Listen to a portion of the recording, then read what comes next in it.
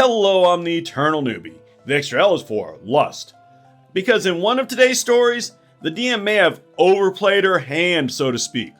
I.e., she put her fantasy right on the table for everyone to see. At least that's the only reason I can think of for doing what she did. And that's just one of our stories. We got two today. In the first, I think I know who the bad guy is, but get surprised at the end, which is great. I love it when these stories surprise me. But enough from me. Let's get to it. A couple of months back, I was in an Adam Punk themed campaign run by a very experienced dungeon master online. The DM had a very sandboxy type of DMing style, which I hadn't really seen before, and it took a bit of adjusting and making new characters in his campaign before I could get used to it. His unique style really put an emphasis on, you can do anything as long as you try to do it.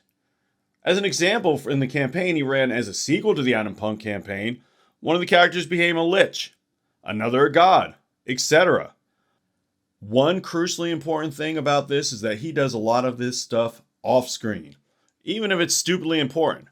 For example, it was a genuine worry for a period of time that the campaign would be finished by the party's wizard because she was doing a lot of important actions in Discord DMs with the Dungeon Master, which none of us knew about until the wizard told us about it. On top of that, he had some kind of weird homebrewed rules, the weirdest being a session redo, which requires the entire party to agree to it. Keep this in mind for later. In this campaign, my first character who I really cared about was a wildfire druid chaotic evil raccoon guy who was essentially a prophet trying to convince people that the world must be reclaimed by nature in order to be pure again. He did not last long and quickly got booted from the party by the other members because he yelled at the party's DMPC for not returning a poached endangered animal back to its family. I still wanted to try and continue his story because I love my druids, and after asking the DM, he gave me explicit permission to go ahead and continue my evil scheming, which ended up just me doing fetch quests until I rose up through the ranks of the druids and became essentially a general, leading the druid uprising against the evil factions of the world. Wait, I thought the druid was evil, but now okay, I guess everybody's evil. Wait, am I evil? Are you evil? Probably from somebody's point of view. Anyway, during this crusade, the druids would be led to attack the essentially home area for the party being a world tree under the control of the Red faction. Think of the generic evil industrial bad guys.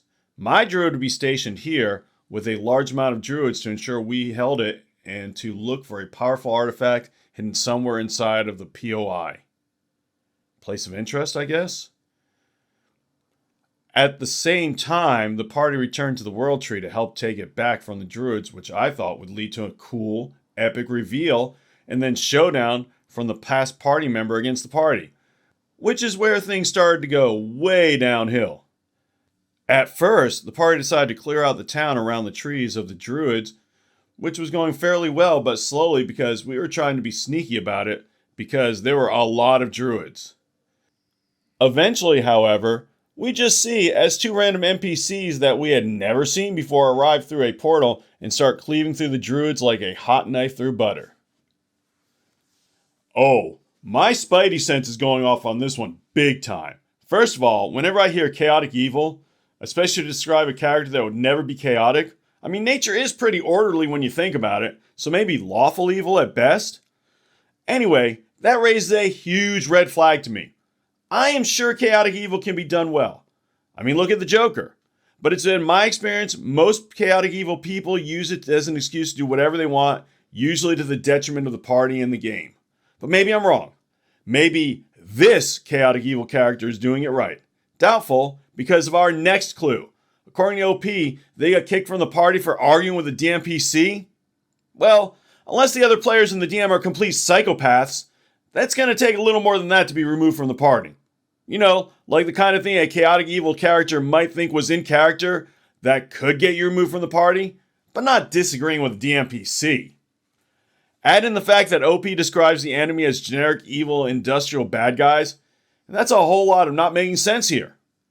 But that could be just me. What do you think? Soon enough, The towns are cleared out, and the party who is trying to be sneaky is snitched on by the druid to escape the slaughter, causing my own evil druid to secretly dominate Person, one of the party's fighters, one who luckily owned essentially a gunship. The party eventually ends up walking into my ambush atop the world tree with myself and a group of other powerful druids versus the party and their new OP allies. The druids, controlled by the DM, start off the fight not by doing anything cool or casting a powerful spell, but instead cast only cantrips and leaving themselves all clumped together. I shrug this off as I have a plan to hurt the party pretty badly, and that's to use the dominated fighter in the gunship to shoot at the party members. Before that happens, the other fighter of the party rushes into melee with my druid, and then after that, it gets to the fighter in the gunship's turn. I had beforehand commanded the fighter to attack his friends, and apparently, unknown to me, both fighters and the DMs were secretly planning in Discord. DMs about a way to get around this to kill me instead. Which ended up being a malicious compliance route when the fighter in the gunship shot a missile at the fighter who was conveniently right next to me. Which, even after I argued that the charm condition wouldn't allow that, the DM brushed it aside saying, "Ow, that technically doesn't target you." Luckily for me, the fighter in the gunship rolls a natural 1 and completely misses me. So you think I'm safe now, right? Nope. Because the DM asked the party if they'd like a session redo, which I immediately protest against because firstly, it would be entirely unfair to that point, and secondly, if I didn't agree with it, it wouldn't happen. But nope, the DM says that, "Oh, since you're the enemy, you don't really matter right now." And the session redo happens, which conveniently went back to right before the roll happened. This time, the missile hits and ends up insta-killing my full health, 102 hit point, resistant to fire damage druid. At this point, I was completely done and demanded from the DM how he thought any of this was fair and that I wanted an explanation, to which he simply responded, "Oh, well, you were never really important to the plot." Which I just ended up leaving the campaign there on the spot. I apologized afterwards to him because I did leave him with some gnarly worded messages about how unfair I felt I was treated, but I don't know. Edit. Just some important things I thought to note is that A, this was my first ever time playing with this DM, and I was not informed about 90% of his rules or expectations, with the only rule that applied was just, if you play stupid games, you get stupid prizes. B, this campaign style of play encouraged backstabbing, and the DM was 100% okay with the characters acting against the party. C, I was never given any expectations that my druid was supposed to be sidelined out of the campaign by the DM up until him saying that I was not important at the very end. Wait, what? You apologized to the DM after that? Screw that! Now I'm gonna have to change sides though, because everything DM pulled on OP in this part was bullshit. Now I don't like PvP in TTRPGs. It's just not my thing. But if you're gonna run PvP, DM, you have to be fair about it. You can't conspire with the other players against one. Well, I guess you can because this DM did, but it was a pretty crappy thing to do.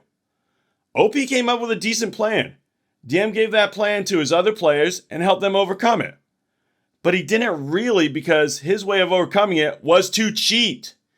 No creature under dominate person is going to act the way described in this story.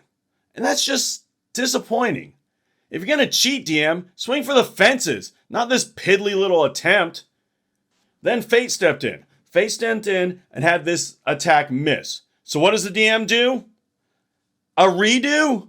I mean, that just lacks imagination. You're the freaking DM. Can't you think of a better way to cheat than, "Alright, let's do a do-over"? I can't say for sure OP is a dick. Some signs point to this, but I can't say for sure. Not 100%. What I can be 100% sure of is the DM is a major dick. Great. Now I need my faith in humanity restored. Wait. I know just the thing. The Scorch Basin Kickstarter. But if you're interested, better get there quick. It ends October 9th. But before that, a word from our sponsor. Okay, technically they are not a sponsor, but I've always wanted to say that. Today we're going to talk about a super cool new TTRPG setting, Scorched Basin. Are you running or part of a campaign and thinking, maybe I could use a little something extra? Do you like extreme desert settings mixed in with a dash of a post-apocalyptic feeling? Then Scorched Basin is for you. Take a look.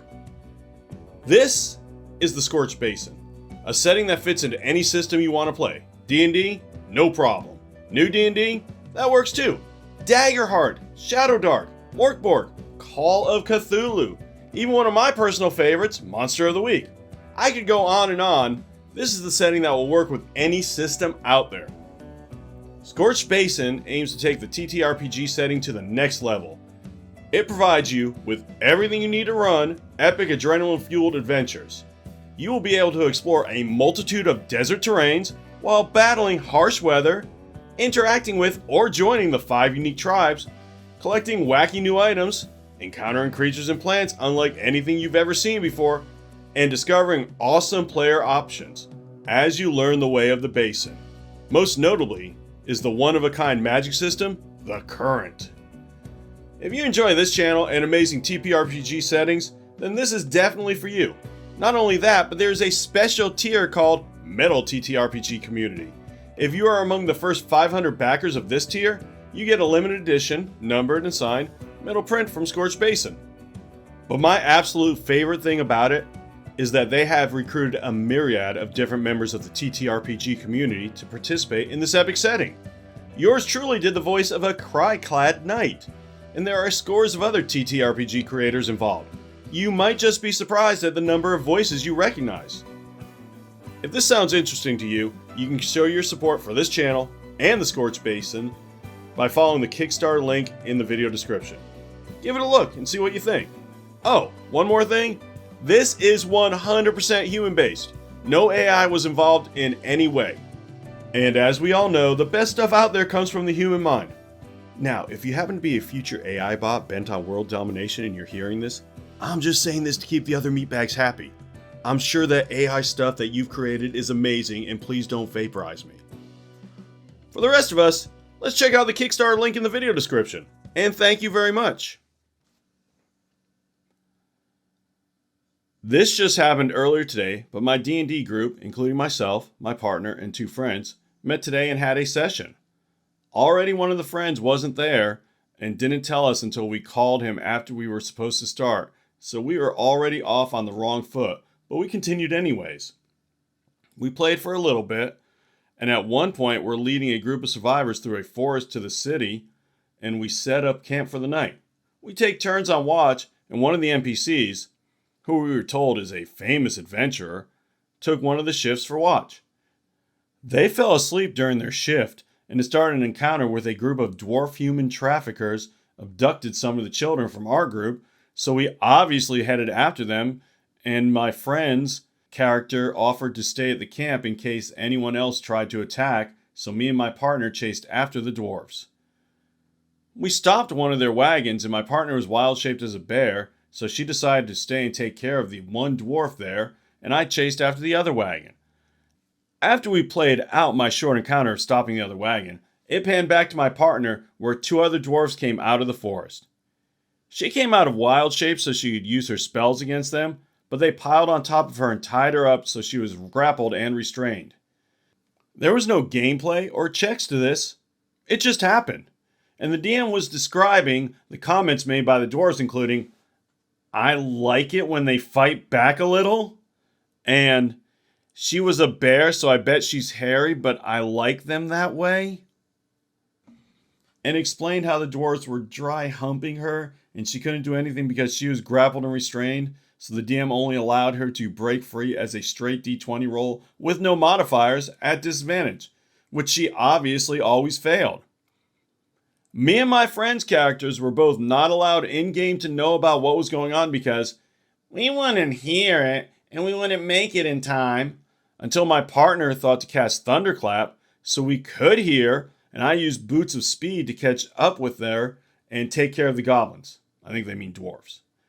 The whole time this was happening, the DM kept making excuses for us, such as, "I'm sorry, this is kind of dark, but it's what they would do and they're all so drunk." But she still continued with it when she could have just not done that or even taken it back to any point and just retconned the story. The whole thing made everyone at the table extremely uncomfortable, especially my partner, who it was happening to.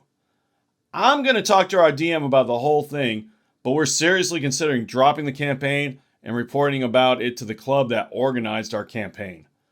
We were put together by a gaming club at my university. The whole thing is just weird and left all of us feeling really uneasy as we left the session.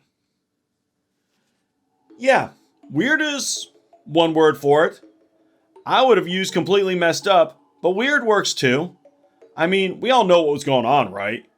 The DM was playing out her little fantasies at the table. At least that's the only reason I can think of.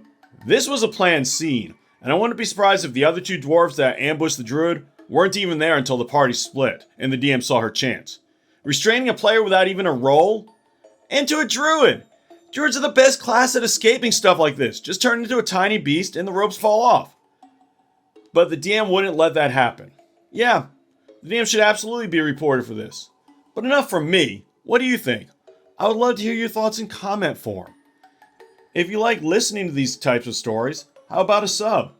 Or a like? Though, if you do like this content, I would highly recommend turning on notifications. It's been my experience YouTube doesn't always show you new stuff from your subs, unless you have them on. In any case, thank you so much for watching and especially for making it to the end. And as always, play your character. Don't let your character play you.